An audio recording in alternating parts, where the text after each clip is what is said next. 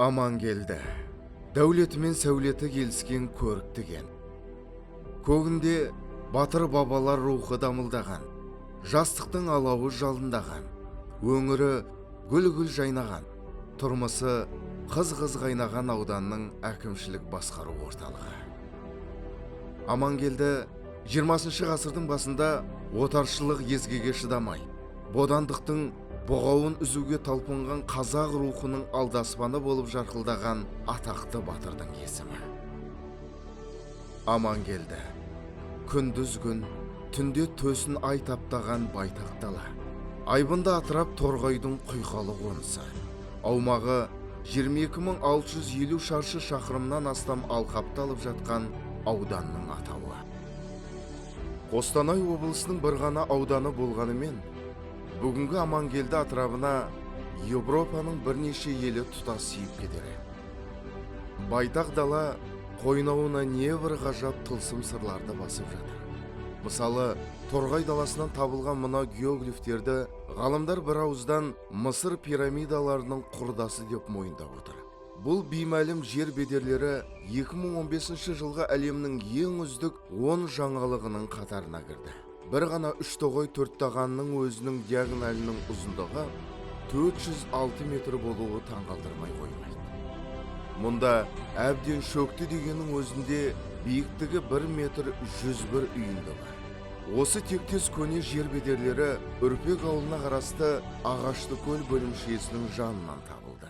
Торғай свастикасы 3 айрық бір нүктеден шыққан 3 тармақты сәулелерден тұрады. Мамандардың есептеуінше ол барлығы 5375 шаршы метр көлемді алып жатыр. Бір нүктеден шығып 3 тармаққа бөлінетін ежелгі нысанның ортасындағы шеңбердің диаметрі 4 метр. 3 айрықтың басындағы ирек қалыпты пішіндердің ұзындығы 40-50 метр, ені 5-6 метр, иілген бөлігінің ұзындығы 15-20 метрді құрайды. Жайдақ көзге көрінбейтін бұл нысан құз ұшатын биіктіктен бедерлері анық көрінеді. Осы кезге дейін аяқ астында жатса да тапталып жоғалып кетпегені де таң қалдырады.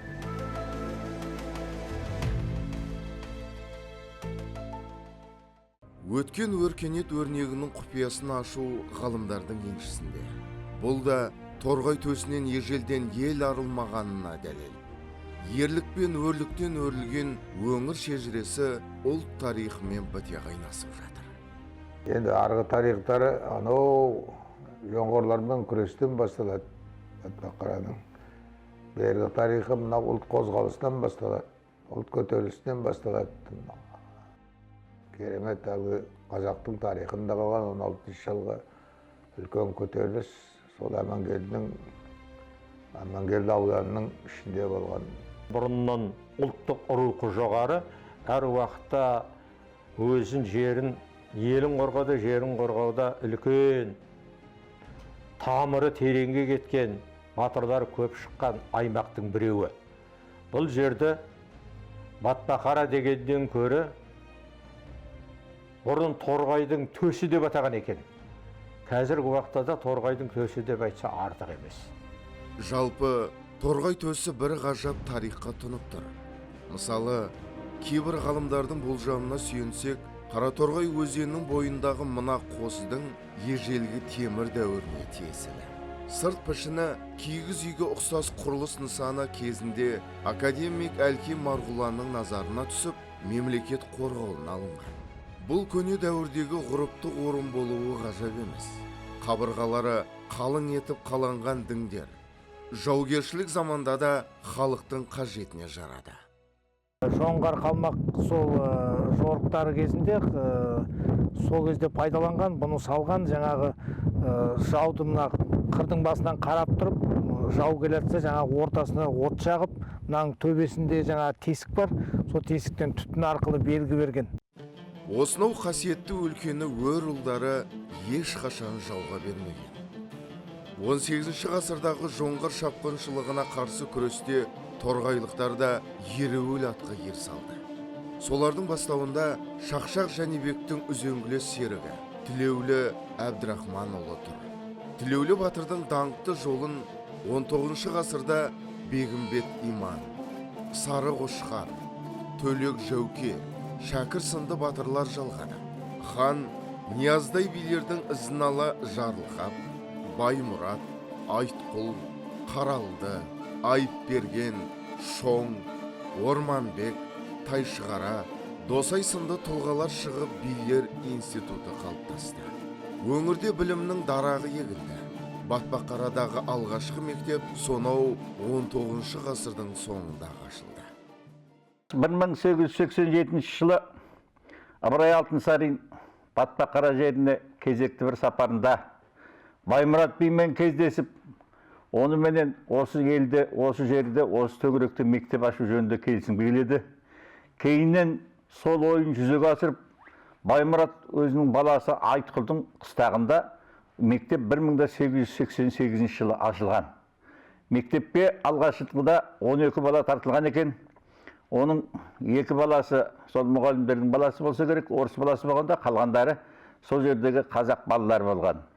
Батпаққара асыл дініміздің шамшырағы жағылған өнегелі өлке. Қойнауына ғасырлардың ғаламатын жасырған Медиенде небір түрлі аңыздар бар. 19 ғасырда атағы орталық Қазақстаннан асып, Бұхара, Хиуаға жеткен белгілі дін қайраткері Сатыбалды Ишан осы қонысты айрықша қасиетінің арқасында зиянкестерден тазартқан дейді ел аузындағы бір әпсана. Әмеңгелді аудан территориясы ол кезде үлкен қалың орман, жыныс, батпақ. Енді су көп тұрақтайтын жері көп тұр ғой. Содан барғанда сол жерде жылан көп болған дейді. Содан барып ана кісі доғаменен жыландардың бәрін жаңағы басқа жаққа аударып, сол жерде жаңағы батпақты құрғатып, сол жерге неше түрлі жеміс ағаштарын егіп, осы жерге сүйреткен. Торғай дастанын толғағанда ең алдымен 1916 жылғы ұлт азаттық көтеріліс еске түсері анық. Ат ауыздығымен су ішкен, ер етігімен су кешкен сұрапыл жылдарда Батпаққара жері шайқастың негізгі ошағына айналды. Сәт, күдері сынды ақындар жарқылдаған жырымен рух қайрады. Туған жердің талын найзаға сап қылып, зіркілдеген зембірекке қасқайып қарсы шыққан ер жүрек ұлдар атамекенін қорғап қалды. Азаттық үшін күресте Батпаққара жері батырлардың қанымен боялды. Үлкен шайқастың болған жері Доғал бойы. Сол Доғал бойында біздің сарбаздар кәнігі әскери адамдар сияқты генерал Лебедев басқарған армияменен үлкен соғыс жасап 3 күн бойы соларға берілмей, оларды жердің ыңғайына байланысты өздері пайдаланып, кейбіреулерін бұзға сүріп жіберді, кейбіреулерін қардың арасында қалдырды. Сөйтіп барып Лебедевтің армиясын олар тоқтатты. Шегінгенмен аман сау шегініп кетті. Жау шегінді. Патшалық империяның күні батып, оның орнына кеңес үкіметі орнады. Алашшыл азаматтар қызыл биліктің қырына ілінді. Ұлт азаттық көтерілістің көсемі Әбдіғаппар Жанбосынұлы 1919 жылы 21 қарашада Зәуре қопасында қызылдардың қолынан қаза тапты. Туыстары сүйегін өзінің атамекені Көртоғайға келіп жерлеген. Тап осындай тағдырлы тұлға Кейкі Көкембайұлы. Баратыным ажал. Табатыным келер ұрпақты ерлікке бастар рухани қуат. Сол қуаттың алдағы нұрлы күндерге жетелейтініне, елімді еркіндікке бастайтынына сенемін.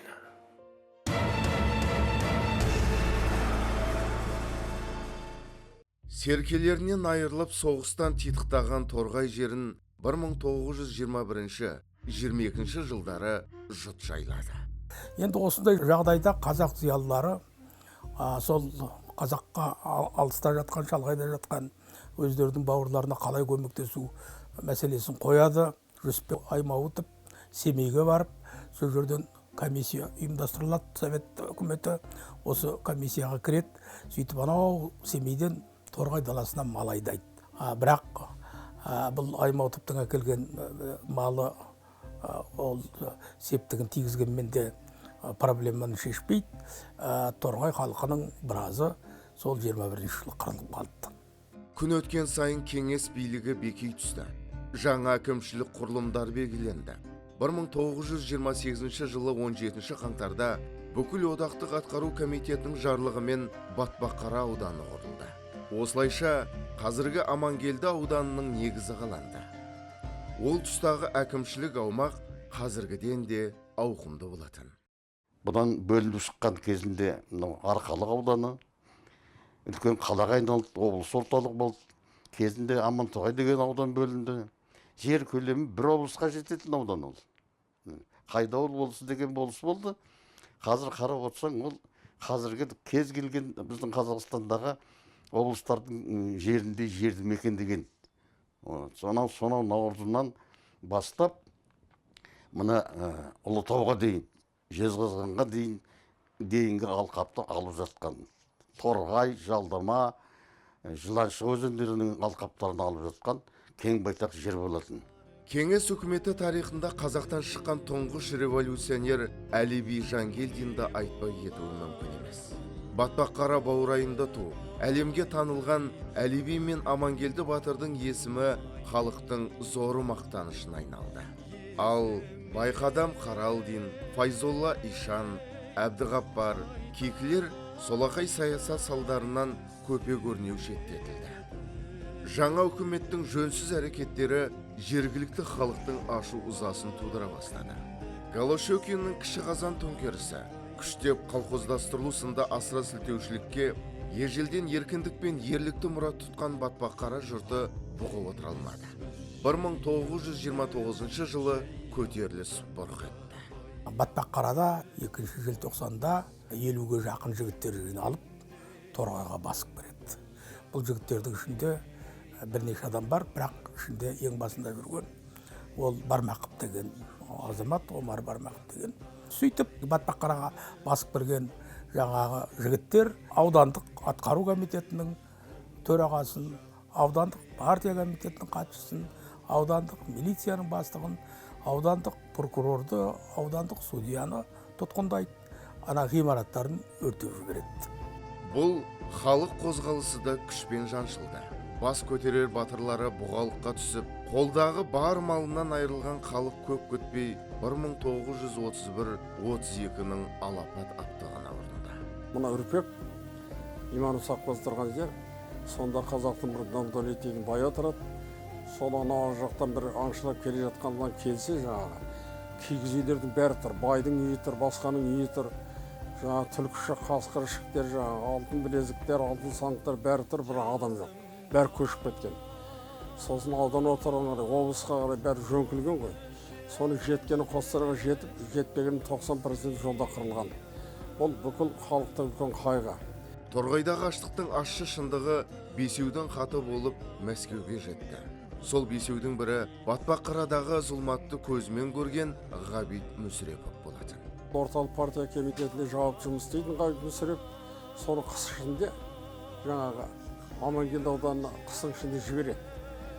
Ондағы ойлары, сол жақ аштық, адамдар аштан өліп жатыр, бұл да сол аштан өліп сол жақта қайтпасын деген. Бірақ енді сол кезде Ғабит Мүсірепов жаңағы Амангелді ауданына барады, қыстың іші аралап, соны өзі жазған ол туралы. Жолдың екі жағының бәрі өліп жатқан адамдар дейді. Халық аштықтың осы Қазақстандағы ең ауыр түрін бастан кешті біздің Амангелдінің азаматтары. Осы аталарымыз, әкелеріміз айтып отырады. Тігулі үй, тігулі күйінде ағатаулар. Сол күйінде қалып, бері қарай шұбырған халық бала шағасын жетектеп. Бүкіл жол бойында далада құлаған жерде қалды дейді. Осындай аштықты бастан кештік.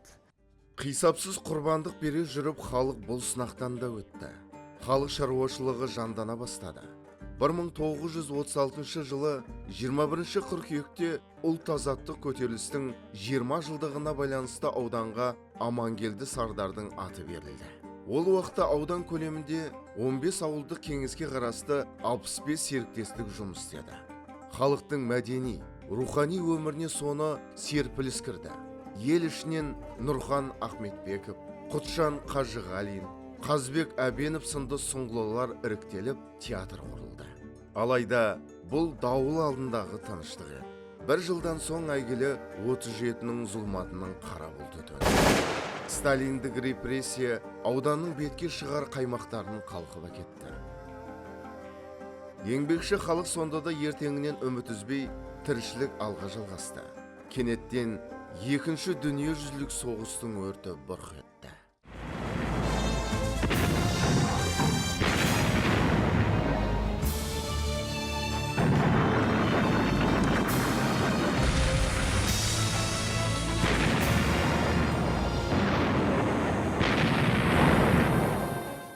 Кешегі дүниежүзіне зұлмат әкелген, әсіресе біздің қазақ еліне орасан халқымыздың ойсыратқан 1941-45 жылы ұлы отан соғысына біздің ауданнан 5000-ға жақын азаматтар аттанған болатын. Нақтылап айтсақ 4874 азамат. Осыдан 1600-де келді де, қалғаны жат жерде топырақ астында қалды. Хабарсыз да қатсыз да кетті. Жаралы болып келген 1600 адам осында келіп, елге еңбек етіп, ұрпақ өсіріп, осы ауданның әлеуметтік экономикалық дамуына үлес қосып барып дүниеден өтті. Амангелділіктер шайқастығын емес, еңбекте де ерен екенін ісімен дәлелдеді. 1947 жылы еңбектегі ерлігі үшін медалімен 1814 колхозшы марапатталды. Ал 1948 жылы жер-жерде үкіметтің тапсырысымен халықтың рухын көтеру мақсатында социалистік еңбек ері атағы беріле бастағанда амангелділіктер облыста озық тұрды. Колхоздар іріленіп, 1959 жылдың тамыз айында аупарткомға бірінші хатшы болып Оразалы Қозыбаев келіп, өңірдің шаруашылығын әр тараптандыруды қолға алды. Тек қана қой шаруашылығымен, мал шаруашылығымен ауданның экономикасын көтеру мүмкін болмады. Міне осының бәрін ескере келіп, Қозыбаев жолдас ауданда ауыл шаруашылығымен қатар егін шаруашылығын дамытуды жоспарлап, аудандық партия комитетінің бюро мүшелерімен ақылдаса келіп, үлкен бастама көтеріп, торғай шақырады деген үндеу тастады. Аймаққа жаңа леп келді. Кеңес одағының түкпір-түкпірінен тың көтерушілер ағылды. Бұрын түрен тимеген торғай жері көл өсіру өнім беріп, қырмандарда тау-тау қызыл астық үйілді. 1960 жылы аудан бойынша 14 совхоз ұйымдастырылып, жол салу, құрылыс жанданды. Мал басы өсті, табыс еселеп артты.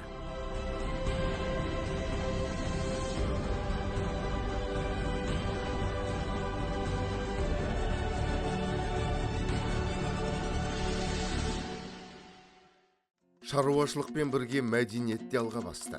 Қашаннан құрсағы құтты, өрлікпен қатар өнердің де бесігі болған Батпаққара төсінен ел мақтаныштары қаулап өсті. Жазушы Ахан Нұрманов, Сапабек Әсіпов, Сәбит Досанов, Таңатқан Ырсаев, Бөгетбай Әлмағамбетовтар сынды қаламгерлер, Бақытжан Байқадамов, Әнуар Боранбаевтың соңынан ерген өнер жұлдыздары, Таңатқан балуанның ізбасары, спорт саңлақтары ел көгінде жарқырады. Төкен Елдебаев, Апшын Мейрамхан, Ділдәбек Қорғанбеков, Төленді Әлекин, Тоқбай Тұржанов, Башарин Қажалиев, Торғай атырабынан шыққан өнерпаздар көп қой.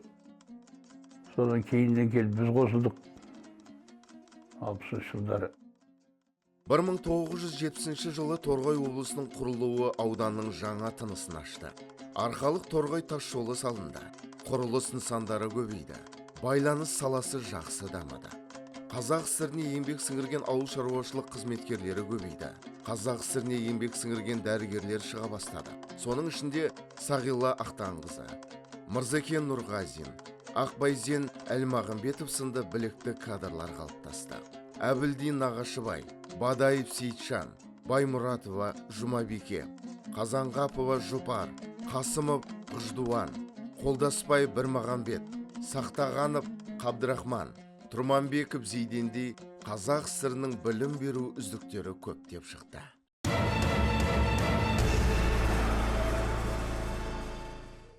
Бір 1991 жылы Кеңес үкіметі тарих қойнауына кетті. Ел егемендік алды. Алайда қалыптасқан саяси, экономикалық жүйенің ыдырауы оңай тиген жоқ. Шаруашылық шатқайықтады. Әлеуметтік сала әлсіреді. Қашаннан қайсар рухта амангелділіктер қиындыққа қайрала түсті. Морт сынып кетпеді. Сол жылдардағы тапшылық, тұрмыс түйткілдері әсіресе ақ қалатты абзал жандарды тығырыққа тіреді. Мәселе көп, мүмкіндік жоқ.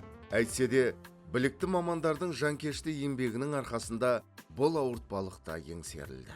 Ол сен операцияның үстінде тұрсың ба, қан кетіп жатыр ма, жаңағыдай қиын операция отыр ма, оны ешкім қарамайды. Оған енді сол жылдары келіп жылу жүйесі қосылды.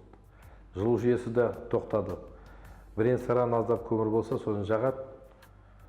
Кейде есіме түседі осы күндері жасап жатқан аурудың ішінен бұл бөлінгенде астына гелик салып қоямыз тоңбасын деп. Салқын жер, соларға да қарамастан жасадық. Енді адамның өмірін алып қалу керек. Бензин жоқ, запчасты жоқ, амал жоқ. Баяғыда айтқанда үлкен кісі айтады, біз атшанамен жүретінбіз, атшанамен вызовқа баратынбыз деп, біз де сол атшанаға отырдық 90 жылдары. Есік алдында больницаның ат байлаулы тұрады, атшанасымен алдында шөгіп жатады. Кейде аттан да құлап қаламыз атшанадан. Отыра алмаймыз, күн салқын.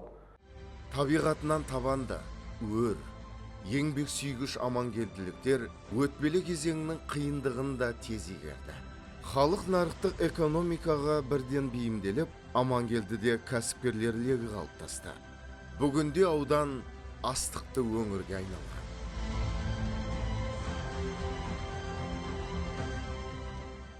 Торғай өңіріндегі тың жаңалықтардың бірі Алтын дала мемлекеттік табиғи резерватының ашылуы. Оның заңды мәртебесі қорықтармен бірдей. Торғай даласының табиғи байлығы, барлық жауһары осы Алтын далада. Ұлы жыланшық, сары қопа, тосын құм арасындағы алып атырапта талай-талай таңғажайып жетеді. Ертеде Торғай төсінде үйір-үйір құлан жортқан дейді. Ел аузынан жеткен аңыз. Сол аңыз бүгінде шындыққа айналды. Өткен жылы резерват аумағына құландар әкелінді. 2017 жылдан бастап біз осы Орман шаруашылық комитетінің жануарлар дүниесінің төрағалығымен Алтын Емелден 9 құлан осында әкелдік. Сол 9 құланды қыстай баққызып, бақылап, соны жаңа өзіміздің тордан шығарып, қазіргі таңда осы біздің территорияда жүр. Ендігі біздің мақсатымыз тағы да молайту мақсатында осы жылдың аяғына дейін тағы да бір 22 құлан әкелеміз бе деген неміз бар, планымыз бар. Мыңғырған малға, шұбырған аңға толы өңірдің қойнауы да құпияға толы. Мысалы, мына бас сүйек 2016 жылы Қарасу ауылына қарасты Қараоба кешенінен табылған. Бұл кешен деп айтып отырған себебіміз жаңағы диаметрі 40, биіктігі 2 метр болатын екі шағын қорған сол жерден қазылды зираттар. Яғни сол зиратта 5 метр тереңдікте осы бас сүйек табылды. Бұл бас сүйектің бірге жерленген қыш құмыра, яғни ешқандай өрнек салынбаған мына жердегі. Және алтын бұйым сырға табылды. Сол сияқты темір заттар табылған, бірақ оның сақталуы өте нашар болды. Ғалымдар мұны біздің дәуірімізге дейінгі 1000 жылдық, яғни Сарматтар кезеңінің жәдігері деп отыр. Өңірдің тұңғиық сырлы бір тылсымы Махат саханасы. Бұрын Амангелдіге қараған бұл мазар кейінгі әкімшілік аумақтық бөлініс кезінде Қарағанды облысына өтіп кеткен. Сыртқы кейпі әдеттегі кесенелерден еш айырмашылығы жоқ. Алайда мұндағы жерлеу рәсімінің қандай нанымға негізделгенін ешкім тап басып айта алмайды. Біз қазір Қазақстандағы ерекше нысандардың бірі Махат сахнасының ішіндеміз. 20 ғасырдың басында салынған. Бұл жерде Арғын тайпасының Төлек руынан тарайтын бір атаның балалары жерленген. Соңғы рет 1994 жылы Махат ұлы Шахарап қойылған дейді. Жалпы мазардың іші екіге бөлінеді. Біріншісінде ер адамдар, екіншісінде әйел адамдарға арнап салынған бөлме, яғни дүниеден өткен кісілерді осы жерге алып келіп қояды. Осыған дейін болған кісілерді ары қарай шұңқыр бар, сол жерге итеріп қойып, осы жерге кезекті дүниеден өткен әулеттің белді кісілерін әкеліп қояды. Жалпы құбыр бар, ауаны тазалап тұратын, мінекей мына жерден өзімізді тамашалап көріп отырмыз.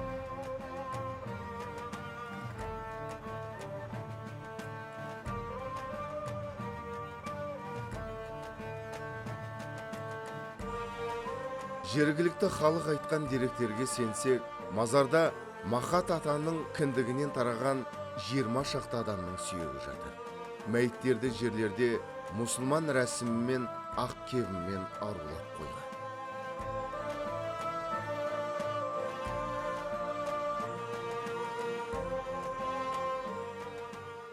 Енді осының бір қызығын айтайын мен сендерге. Оның қызығы астына түсіп кеткен жаңағы мәйіт бар емес па? Ешқандай одан нетіп жатқан иіс те жоқ, түк те жоқ. Оған осы күнге дейін мысалы таң қалады. Ол қалай сонда? Жалпы байырғы Батпақараның бір бөлігі Қара торғай, Сары торғай алабы. Таулы тасты мекен арқаның ұсақ шоқыларына жақын жатыр. Табиғаты таза, төскейге ерекше.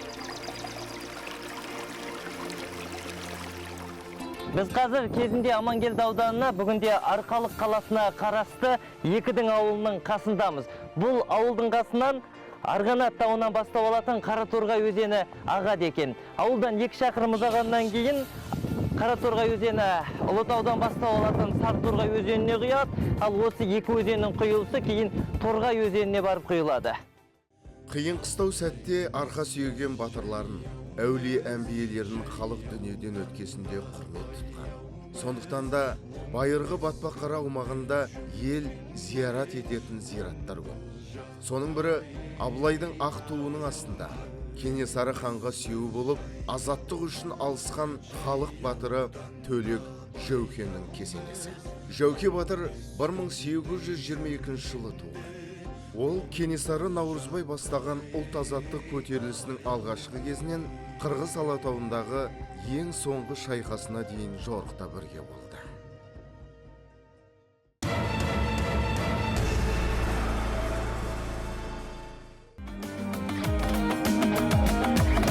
Құландай тулаған, қырандай зулаған, даланың бөрісі, ерге күдір бабам.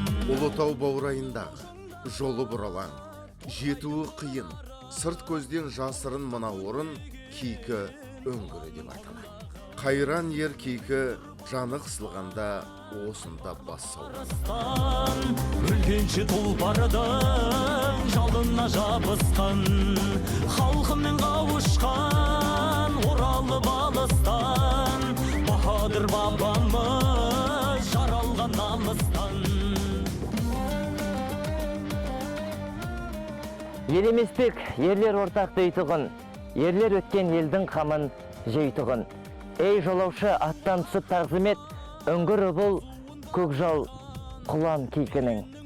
Біз қазір Қарағанды облысы Ұлытау ауданы Шеңбер ауылынан 7-8 шақырым қашықтықта орналасқан 1916 жылғы ұлт азаттық қозғалыстың басты қаһармандарының бірі, мергендер жасағының басшысы, атақты қолмерген Кейкі Көкембайұлының өз қолымен қашап салған өңгіріндеміз.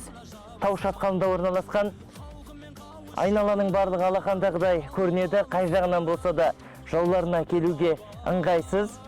Ішіне кіріп көретін болсақ, ішінде таста орналасқан және мынандай қабырғаларының барлығы да таспен қолмен қаланған тау тасы. Іші кең, ал айналаның барлығы мына жерден қарауға, жауларынан қорғануға өте ыңғайлы.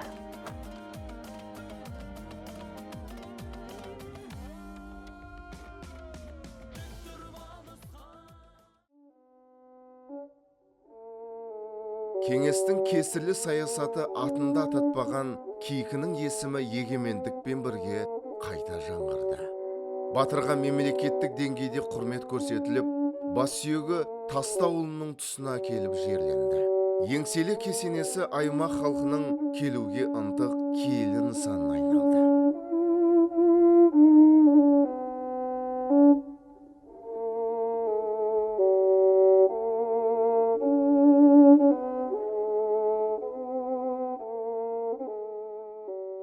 Қазақта әруақ қонып, нар шөккен деген сөз бар. Кейкі батыр кесенесіне таяу жатқан мына төбеде Құтан әулие жерленген. Құтан әулие халық құрмет тұтқан тұлға. Қасиетті жан, көзім жұмылғасын денемді түйеге артып еркіне жіберіңдер. Жануар тоқтаған жерге жерлеңдер деп аманаттайды. Ақ түйе осы төбеге келіп шөккен десет, ұрпақтан ұрпаққа жеткен әпсана. Ел аузында атаңызға айналған діндарлардың бірі Күміспай әулие.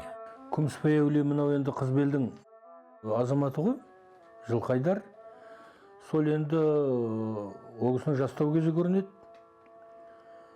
Сол ағайынмен бір затқа ренжісіп, көктемгі су тасып жатқан кезде судың жағасына келіп, әйелін айтады, көзіңді жұм, менің етегімнен ұста, ана қызыңды арқала, мен қашан көзіңді аш деген шашпа деп, судың жағасына келіп, шыбықпенен суды ұратын көрінеді, тасып жатқан. Құдай мықты болсаң көкке тарт, Сүлеймен мықты болсаң суға тарт деп. Жұрт қарап тұрады, мынау жынды қайда барады деп. Ауыл сөйлеп айтатын көрінеді жаңағы. Сөйтсе жаңағы тасып жатқан су қатып қалып, мұзды бүйтіп басып, арғы бет көтіп кетеді, содан бүкіл ел жылапты. Ойбай, мынаны біз жынды деп жүрсек, мынау әулие екен ғой деп, ананың кереметін көріп, содан сол құм көшуге келген, құм көшуде Торғай өзенінің жағасында жаңағы Елғон деген қарамойын кісі болған, Елғон би болған адам дейді. Күміспай әулие осылайша құмкешу жерін мекен етіп қалады. Діндар жан өмірден озарында денемді келешекте мешіт салынады, сол жерге көшіріңдер деп өсиет айтқан екен. Ақыры айтқандай болып, 18 жыл өткен соң Құлке қажы Қалабайұлының жанынан орын тебеді. Құлке қажының мазары әлі күнге тұр. Саманнан қаланған кесененің архитектурасы ерекше. Кесенеге баспалдақ арқылы көтерілуге болады. Оның мұнара қабатында кезінде діни кітаптар сақталған десек. Әйгілі Сарықошқар батардың әкесі Даудың обасы да құмкешуден тым қашық емес. Жер судың аты тарихтың хаты. Бабаларға қатысты жер атаулары, бейіттер ғасырлардың сырын шертіп тұр. Төсінде тау-тау болып құм көшіп жататын бұл аймақ шынында да өзгеше. Ақшағыл, алтындай жарқырап, судай сусып жататын жұмсақ құм жолаушына өзіне құмар етеді. Бұл да табиғаттың Торғай жеріне тартқан тартуы сынды. Құм кешудің құмдарын ай құмдарын, құмдарыңда білем ғажап сыр барын. Жатқан құмнан тарихымды ұғынып, соққан желден аңызымды тыңдадым. Керегіне Дубайдың, құмы барда қасиетті Торғайдың.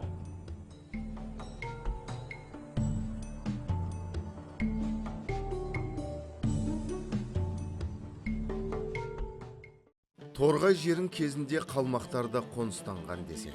Кейін қазақ батырлары атамекенді жаудан азат етті. Сонда қалмақтар бұл мекенді ақ шабағы май татыған, қара суы бал татыған деп қимай қоштасыпты. Айтса айтқандай, бал татитын бұлақ суын тассыдан табасыз. Тереңнен бастау болған тұнық судан шөлін қандырмаған жолаушы кемдеген. Арайлы Амангелді ауданының әр жерінің, әр тасының, әр өңірінің, әр шөбінің өзіндік тарихы бар, өзіндік сыры бар. Арқалық қаласы мен Амангелді ауданының арасын жалғайтын тасжол бойында орналасқан мына бұлаққа да өткен жолаушының тоқтамай өтпеуінің сыры осында жатқан сыңайлы. Өйткені суын ішсең шөлің, көңіл құмарың қанады. Өйткені бұл тасты жарып шыққан таза судың өзіндік емдік қасиеті де бар. Суы балдай тәтті. Жері байдың елі бай дейді халық мақалы. Осындай суының өзі бал татыған аймақта ауқатты адамдардың көп шығуы заңдылық. Тоқпан Бектасты Торғай өңірінде білмейтін адам кем деген. Мыңды айдаған дәулет иесі, соған сай қайырымы мол, шапағаты көп тұлға ретінде еске алады. Баласы Бірәлі де мырза, діндар, көпшіл адам болған.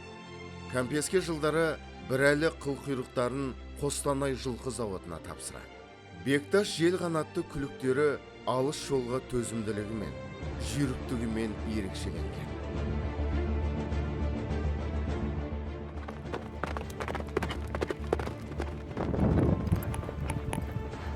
Қазақ атты ердің қанаты санаған, кезінде атаңызға айналған Бектастың Бірәлісінің жылқысының тұқымы бүгінге дейін бар. Оның дәлелі көз алдымызда жайылып жүрген мына үйір-үйір жылқы.